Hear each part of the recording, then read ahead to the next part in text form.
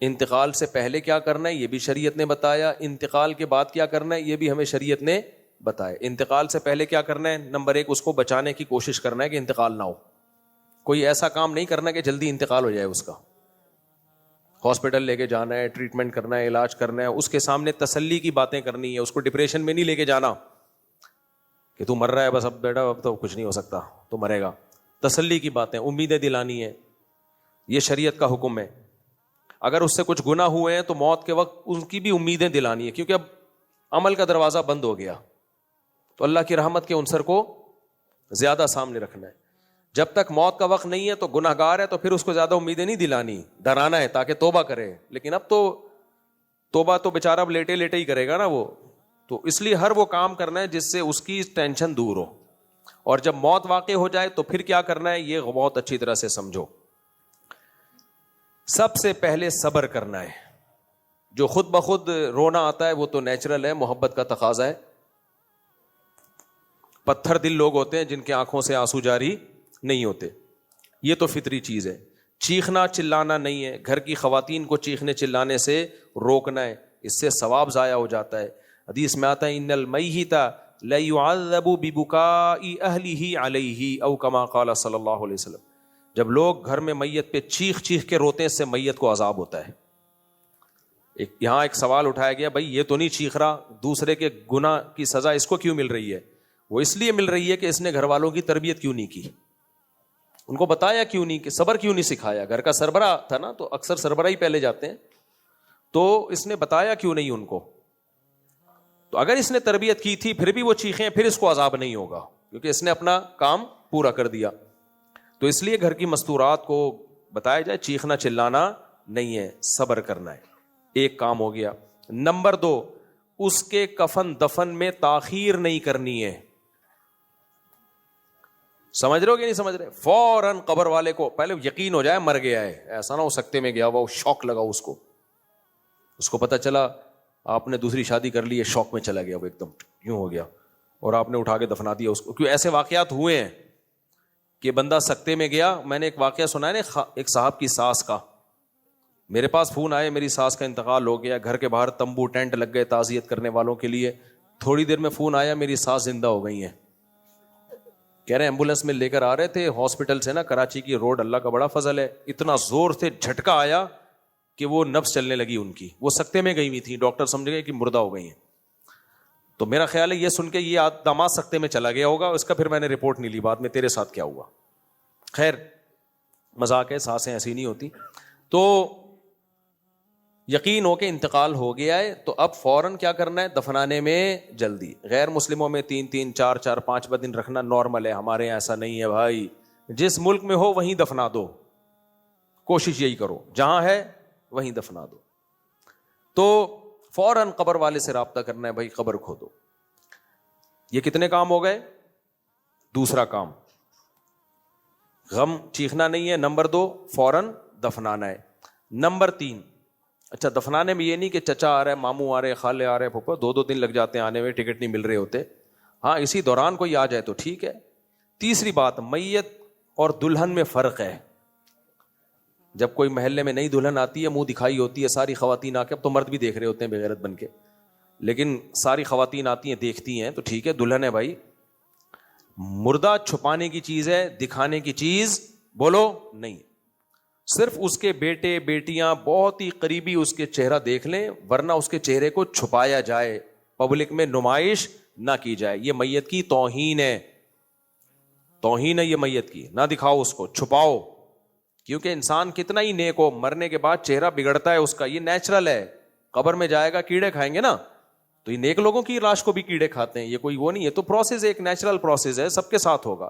تبھی تو اللہ کہتے ہیں قیامت میں دوبارہ یہ عمل ریورس کروں گا, مٹی سے دوبارہ انسان بناؤں گا, پھر جنتیوں کو جنت میں لے کے جاؤں گا, جہنمیوں کو جہنم میں. تو اس مٹی تک پہنچے گا تو ریورس ہوگا نا. تو نیک لوگوں بھی ریورس ہوں گے اور جنت میں جائیں گے, برے بھی ریورس ہوں گے اور جہنم میں جائیں گے. لیکن ریورس کے پروسیس سے ہر ایک کو گزرنا پڑے گا. تو یہ ریورس کا پروسیس جب ہی ہوگا جب پہلے مٹی بنے, اور مٹی بننے کے لیے ضروری ہے کہ پہلے کیڑے پڑے جسم میں, خراب ہو باڈی. تو نیک آدمی بھی مرتا ہے, باڈی خراب ہونا شروع ہو جاتی ہے, چہرے میں وہ رونق نہیں رہتی. تو اس لیے چھپایا جائے. میت چھپانے کی چیز ہے, دکھانے کی چیز نہیں. اور ہمارے یہاں نمائش ہو رہی ہے, سیلفیاں ہو رہی ہیں میت کے, ناک میں روئیاں ٹھسی ہوئی ہوتی ہیں, وہ ویسے ہی عجیب سا لگ رہا ہوتا ہے, پھر اس کی سیلفیاں, پھر فیس بک پہ ہائے ہائے ہائے, پھر کیا ڈرامہ لگایا ہوا ہے یار. یہ غیر مسلموں پہ یہ چیزیں سوٹ کرتی ہیں, جاہلوں پہ سوٹ کرتی ہیں, سمجھدار لوگوں میں, خاندانی لوگ یہ کام نہیں کرتے. چھپاؤ اس کو, منہ پہ کپڑا ڈال دو, دکھاؤ نہیں اس کو. ہاں بعض شہداء کی کرامتیں ہوتی ہیں کہ ان کی باڈی سلامت رہتی ہے, یہ بعض بزرگوں کی باڈی سلامت, وہ تو ہزاروں میں کوئی ایک, وہ تو کرامت ہے نا. کرامت تو کوئی اصول کی محتاج نہیں ہوتی. انبیاء کے جسم سلامت رہتے ہیں, وہ کبھی بھی خراب نہیں ہوتے انبیاء کے اجسام. تو فوراً اس کو دفنانے کی فکر, اس میں کسی کی پرواہ نہ کریں کون رو رہا ہے کون پیٹ رہا ہے, نہ نہ دفنانا ہے. 3 کام ہو گئے. چوتھا کام کیا کرنا ہے؟ جنازہ غسل دینا ہے فوراً. غسل عیدی سینٹر میں نہیں دلوانا, اپنی میت کو دوسروں کے ہاتھوں میں دے کے غسل دلوانا, یہ میت کی بہت بڑی بے اکرامی ہے. آخری سفر تو انسان اکرام کر لینا, اپنا بھائی ہے, باپ ہے, دادا ہے, غسل خود دینا ہے اس کو. یہ میت کی آخری خدمت ہے, بڑھ چڑھ کے خدمت کرنی ہے. بھائی میں غسل دوں گا. لوگ اپنے باپ کو عیدی سینٹر بھجوا دیتے ہیں یار, لاوارث لاشیں جاتی ہیں, آپ تو وارث ہو یار. بیٹیاں ماں کو خود غسل دیں, دادی نانیوں کو خود غسل دیں. بہشتی زیور میں غسل کا طریقہ لکھا ہوا ہے, وہ پڑھ لیں. اس تحصیل بہشتی زیور جامعۃ الرشید نے آسان کر کے چھاپی ہے, کوئی زیادہ راکٹ سائنس نہیں ہے اس میں. تو اس کو خود محبت سے نہلائیں اپنے ریلیٹو کو. یہ کتنے کام ہو گئے؟ چوتھا. پھر کفن دینا ہے, کفن کا طریقہ بھی لکھا ہوا ہے بہشتی زیور میں, حدیث سی سے مستنبط ہے, وہ بھی دیکھ لیں آپ, اس میں کوئی اختلاف بھی نہیں ہے, سب اس کو مانتے ہیں. وہ چوتھا طریقہ ہو گیا, کفن دے دیا آپ نے. اور پھر اس کو نماز جنازہ. اچھا, اب نماز جنازہ میں جتنے زیادہ کراؤڈ ہوگا اتنا اچھا ہے میت کے لیے, لیکن یہ وہ کراؤڈ جو سنت کے مطابق ہو. سنت کے مطابق کا کیا مطلب ہے؟ 10:30 جتنا مجمع ہو جائے. مجمع جمع کرنے کے لیے میت میں تاخیر کرنا اس مجمع کی کراؤڈ کی فضیلت نہیں ہے کہ جی ہم بدھ کو انتقال ہوا ہے, جمعے کے دن دفنائیں گے کیونکہ جمعے کو کراؤڈ بہت ہوگا. نا نا نا نا, 2 سنتیں ٹکرا رہی ہیں. ایک یہ کہ کراؤڈ زیادہ ہو, دوسرا یہ کہ جلدی دفنایا جائے. تو ان دونوں میں جلدی دفنانے کی ویلیو زیادہ ہے. حدیثوں سے ہمیں ملتا ہے, ایک بڑھیا بیچاری مسجد میں صفائی کیا کرتی تھی, اس کا انتقال ہو گیا, صحابہ نے رات ہی کو جنازہ پڑھ کے دفنا دیا. نبی کو فجر میں پتہ چلا, فرمایا کہاں ہے وہ؟ کہا کہ یا رسول اللہ اس کے رات کو انتقال ہو, ہم نے رات دفنا دیا. تو آپ نے فرمایا مجھے اٹھا دیا, یعنی مجھے بتا دیا کرو, میں آتا جنازے میں اس کے, کیونکہ میرے جنازہ پڑھنے سے اس کو فائدہ ہوگا. تو دیکھو صحابہ نے یہ بھی انتظار نہیں کیا کہ فجر میں نبی صلی اللہ علیہ وسلم جاگیں گے تو آپ پڑھائیں گے جنازہ. یہ نبی ہی کی تربیت تھی. پھر نبی نے قبر پہ جا کے دعا مانگی ان صحابیہ کے لیے. تو اس لیے جلدی دفنانے کا حکم ہے, اس میں تاخیر نہ کی جائے. تو کراؤڈ اسی دوران زیادہ ہو جائے تو بہت اچھی بات ہے. 5واں کام کیا کرنا ہے؟ جب اس کو آپ جنازہ گاہ کی طرف یا میت کو قبر کی طرف لے کے جائیں گے تو آہستہ آواز سے ذکر کریں گے. ایسے موقع پہ جہرن ذکر ثابت نہیں ہے. لوگ زور زور سے کلمہ پڑھ رہے ہوتے ہیں, نہ, یہ ثابت نہیں ہے. نماز جنازہ خود ایک دعا ہے, نماز جنازہ کے بعد الگ سے دعا, یہ بھی نبی صلی اللہ علیہ وسلم سے ثابت نہیں ہے. تو اس میں فائدہ نہیں ہوگا, بدعت جو بھی ہوگی غلط ہوتی ہے وہ. تو بس نماز جنازہ پڑھایا, اور میت کو کوئی ایک ضعیف روایت بھی نہیں ملتی کہ نماز جنازہ کے بعد نبی نے دعا مانگی ہو اسی موقع پہ. ہاں قبر پہ دعا مانگیں آپ. تو فوراً جنازے کے بعد اس کو لے کے جانا ہے اور اس کو دفنانا ہے دائیں کروٹ پہ. ہم لوگ کیا کرتے ہیں, سیدھا چت لٹا دیتے ہیں اور چہرے کو قبلے کی طرف کر دیتے ہیں. یہ ٹھیک نہیں ہے. پوری باڈی کو قبلے کی طرف کروٹ کے بل لٹانا چاہیے. اس کا سینہ کس کی طرف ہو؟ قبلے کی طرف. پھر وہاں دفنانے میں بھی جو میت کے قریبی لوگ ہیں, دوست احباب ہیں, وہ خود قبر پہ مٹی ڈالیں. گورکن کے حوالے کر دیتے ہیں, خود گھننے بنے ہوئے دیکھ رہے ہوتے ہیں, بالکل بت کی طرح کھڑے ہوئے ہوتے ہیں. بھائی اپنے باپ کی اپنی ماں کی آخری خدمت ہے, بڑھ چڑھ کے کرو. مٹی ڈالو, تھوڑے میلے ہو جاؤ گے, نہا لینا آ کے, بڑھ چڑھ کے مٹی ڈالو اس کے اوپر. خود جتنا کام خود کر سکتے ہو خود کرو, پھر باقی وہ کر لے بیلچے سے. پھر اس کے بعد حدیث میں آتا ہے وہاں اس کے لیے دعا مانگو. اس میں بھی اجتماعی دعا ثابت نہیں ہے, کبھی کبھار اجتماعی ہو تو بھی کوئی حرج نہیں ہے, لیکن اس کا معمول بنا لینا, اس کو ضروری سمجھنا ٹھیک نہیں ہے. سب لوگ دعا مانگیں اور واپس آ جائیں. جو بہت ہی قریبی کوئی میت کے ہوں وہ کچھ دیر مزید بھی وہاں ٹھہر کر اس کے لیے دعا مانگیں. حدیث میں اس کی بھی ترغیب ہے کہ جتنی دیر میں اونٹ کو ذبح کر کے گوشت تقسیم کیا جاتا ہے, آدھا گھنٹہ بنتا ہے, یہ 20 منٹ سے. عرب بہت کھٹاکھٹ یہ کام کرتے تھے, تو 20 منٹ آدھا گھنٹہ کوئی بھی جو قریبی ہیں وہ بیٹھ جائیں وہاں, اس کے لیے دعا مانگیں اور باقی سب لوگ واپس آ جائیں. یہ کام تجہیز و تکفین کا ہو گیا ختم. اب گھر میں تعزیت کے لیے لوگ آ رہے ہوں گے, تو جو یہ جنازہ پڑھ کے دفنا کے آئے ہیں جو لوگ، ان میں جو بھوکے ہیں بیچارے اور دور دور سے آئے ہوئے ہیں، وہ اب اڑوس پڑوس میں اپنے گھر کھانا نہیں کھا سکتے، دور سے آئے ہوئے لوگ ہیں، کوئی لانڈی سے آیا ہے، کوئی کرنگی سے آیا ہے، تو اب یہ گھر جائیں گے تو کھانے میں بہت تاخیر ہو جائے گی، پیٹ کمر سے چپک جائے گا. ان کے لیے اگر کوئی اڑوس پڑوس میں کھانے کا انتظام کر دے تو اس میں کوئی حرج نہیں ہے، بلکہ ضروری ہے، کیونکہ وہ بیچارہ دنیا سے گیا، یہ تو پیٹ کے ساتھ ابھی زندہ ہے نا، ان کو تو کھانے کی، ایسا تو نہیں اگلا جنازہ ان کا ہو پھر، تو اس لیے ان کو اڑوس پڑوس والے کھانا کھلا دیں تو اس میں کوئی حرج نہیں ہے، بلکہ بہتر ہے. دور سے آئے ہوئے ہیں، اڑوس پڑوس والے وہاں بیٹھ کے نہ کھائیں، کیونکہ میت کے موقع پہ کھانا ثابت نہیں ہے، کھانا خوشیوں کے موقع پر ہوتا ہے، یہ تو ضرورت کی وجہ سے کھا رہے ہیں. اور اڑوس پڑوس کو چاہیے کہ جس گھر میں میت ہوئی ہے 3 دن تک ان کا کھانا خود کھلائیں، کیونکہ وہ غم کی وجہ سے کھانا نہیں پکاتے، ان کو غم ہوتا ہے، تو اڑوس پڑوس والے ان کے کھانے کا انتظام کریں، اور ان کے جو مہمان تعزیت کے لیے آ رہے ہیں ان کو بھی اگر کھانا کھلا دیں تو کوئی حرج نہیں ہے. اور 3 دن کے بعد پھر تعزیت بھی نہ کی جائے. ہاں وہ شخص تعزیت کرے جس کو 3 دن تک موقع نہیں ملا، سفر میں تھا، دور سے آ رہا ہے، اب تو ویسے ٹیلی فون کے ذریعے تعزیت ہو جاتی ہے. 3 دن کے بعد نہیں، بس بہت، سب نے جانا ہے، کوئی پہلی دفعہ کوئی ایسا کام نہیں ہو جو آپ ہی کے گھر میں ہوا ہے.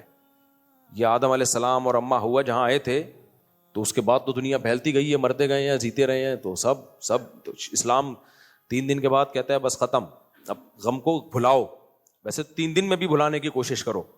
اس کے بعد کیا کرنا ہے؟ سب سے پہلا کام، اب یہ نہ تیجا ہوگا نہ 40واں ہوگا، میت کے لیے دعا مانگنی ہے، ایصال ثواب ہے، وہ کوئی خاص دن وقت متعین نہیں ہے، ساری زندگی ہے وہ. اللہ نبی صلی اللہ علیہ وسلم نے فرمایا انسان جب مر جاتا ہے ہر عمل ختم سوائے 3 باتوں کے، ولد صالح یدعو له، اولاد جو اس کے لیے دعائیں مانگے. تو ضروری نہیں کہ صرف اولاد ہی ہو، اولاد کے علاوہ بھی کوئی، کیونکہ اکثر اولاد ہی یاد رکھتی ہے، تو وہ اکثر مانگتی ہے دعائیں، اس لیے اولاد کا تذکرہ کیا. ورنہ کوئی بھی دعا مانگے گا میت کے لیے تو قبول ہوگی، اللہ سے امید ہے. اسی دعا میں ایصال ثواب بھی ہے، اللہ یہ جو میں نے نیکی کی ہے اس کا ثواب فلاں کو پہنچا دے، یہ بھی دعائی میں ہی آتا ہے نا.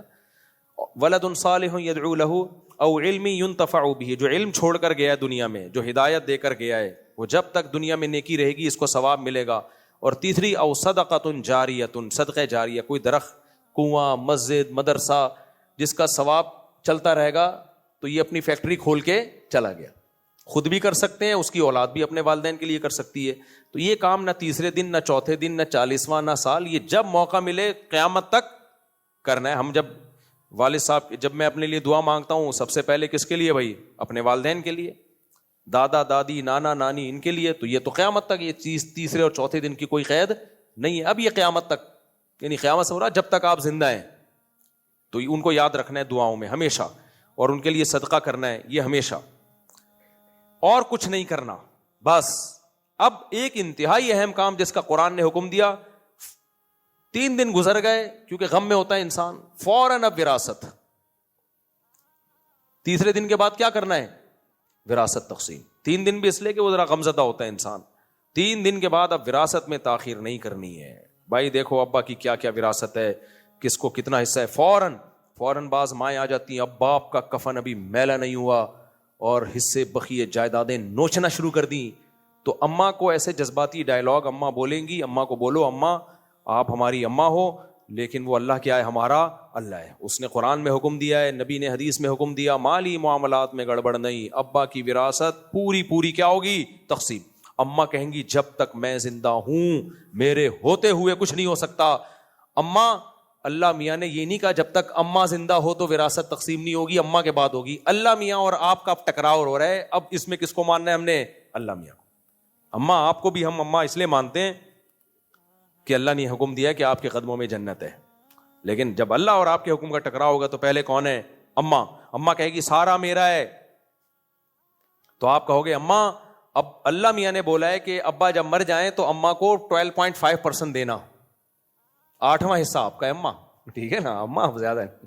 اماں کتنا حصہ آپ کا ہے؟ اماں کہیں گی یہ بچے کس کے ہیں؟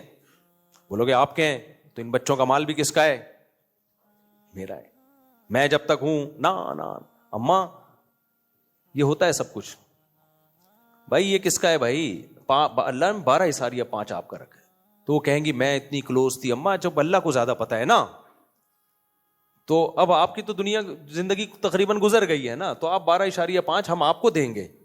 اماں کہیں گی یہ گھر سے مجھے نکال دو گے, گھر بیچ دو گے. اماں نہیں, اللہ میاں نے اس کا بھی حل رکھا ہے. آپ کو رہائش دینا ہماری ذمہ داری ہے. اگر آپ کی وراثت کے پیسوں سے پوری نہیں ہوگی تو یہ الگ سے ہماری ذمہ داری ہے, ہم گھر دیں گے آپ کو. بھائی ماں کو گھر کا ٹھکانہ دینا کس کی ذمہ داری ہے؟ اولاد کی. وہ ہم کریں گے, لیکن وراثت میں گڑبڑ نہیں ہوگی, وراثت پوری تقسیم ہوگی. تو اس میں تھوڑا سا ڈھیڑ بننا پڑتا ہے, ورنہ امائیں بھی کھا جاتی ہیں, اللہ معاف فرمائے. ان اماؤں کی بات کر رہا ہوں جو بیان نہیں سن رہی. دوسرے نمبر پہ کیا ہوگا؟ اللہ میاں نے سے بہنوں کی وراثت کا قرآن میں حکم دیا ہے.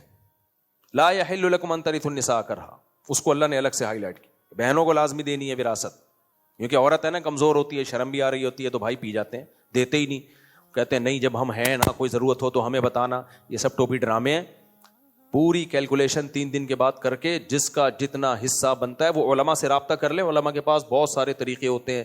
لوگ کہتے ہیں یہ گھر کیسے ڈیوائیڈ ہوگا, یہ تو بڑا مسئلہ ہے, کیسے ہوگا, یہ تو گھر ٹوٹ کے کچن امی کے پاس, واش روم بہن کے پاس, یہ کیسے. بھائی علماء یہی کام کر رہے ہوتے ہیں کئی سالوں سے, وہ آپ کو بتا دیں گے. سالوں سے پتہ نہیں ایک دم سالوں کی طرف ذہن کیوں جاتا ہے. خیر, سالوں کے سے نا سالوں کی طرف ذہن چلا جاتا ہے میرا, کیونکہ سالے بہت ہیں نا میرے. تو کئی سالوں سے پھر وہی,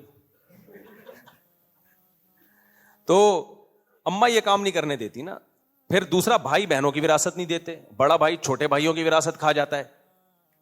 چھوٹے بھائی ہوتے ہیں تو بڑا کہتا ہے میں بزنس میں چلا رہا ہوں. بھائی صاحب جو کا حصہ بنتا ہے وہ دو, پورا پیپر ورک کرو. پھر ہم نہیں کہہ رہے بزنس کو ڈیوائڈ کرو, ایک مشترکہ بزنس ہے چل رہا ہے تو اس میں پارٹنرشپ ہوگی. بھائی اس کا اتنا حصہ ہے, اس کا اتنا حصہ ہے, اس کو اس کا پروفٹ دو. جو بھی ہے وہ علماء کے پاس